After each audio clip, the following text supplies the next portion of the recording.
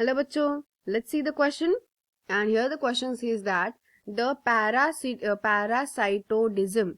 So parasitodism is a case where the larval form. तो यहाँ पे क्या बोला गया क्वेश्चन में? तो क्वेश्चन में ये कहा गया है कि जो पैरासाइटोडिज्म होता है वो क्या है. तो पैरासाइटोडिज्म मतलब क्या होता है कि जिसमें जो इन द केस जो लार्वल फॉर्म होता है वो कैसा होता है, ये पूछा गया क्वेश्चन में. सो लेट्स सी कैसा होता है.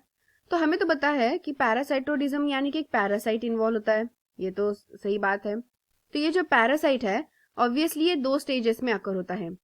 एक तो होता है लार्वल स्टेज, ठीक है, और दूसरा होता है अडल्ट स्टेज. अडल्ट स्टेज, ये दो स्टेजेस होते हैं जो बहुत इंपॉर्टेंट होते हैं.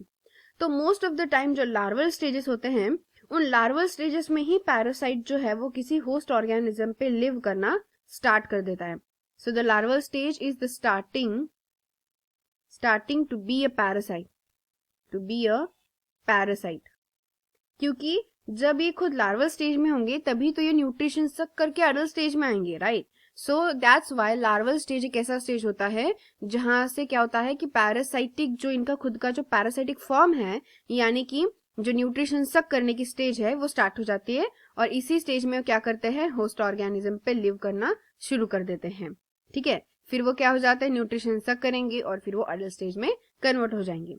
सो यहाँ पे जो पैरासाइटोडिज्म है वो कैसा एक स्टेज है, एक ऐसा स्टेज जिसमें लार्वल स्टेज जो है वो पैरासाइटिक होगा ही. ऑब्वियस सी बात है, लार्वल स्टेज में वो पैरासाइटिक बनेंगे, दे विल बी पैरासाइटिक.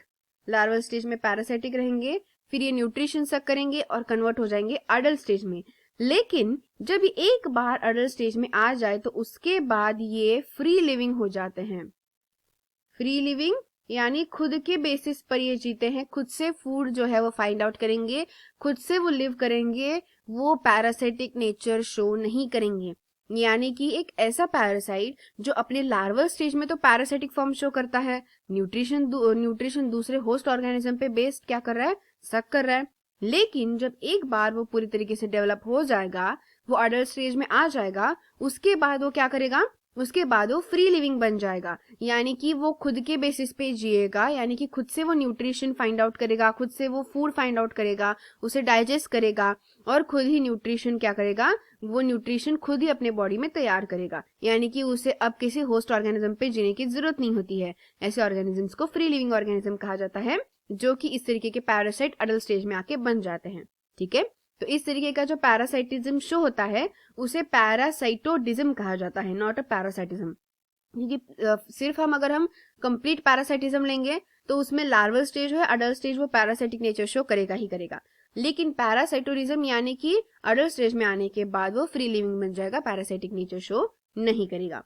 और हम देखें तो यहाँ पे ऑप्शन नंबर जो सी है वो करेक्टली मेंशन है कि द लार्वल फॉर्म जो है वो कैसी रहेगी, larval form is a parasite but the adult is a free living form. तो इसीलिए यहाँ पे हमारा जो करेक्ट आंसर है that will be option number C. I hope you got the answer very well. Thank you and all the best.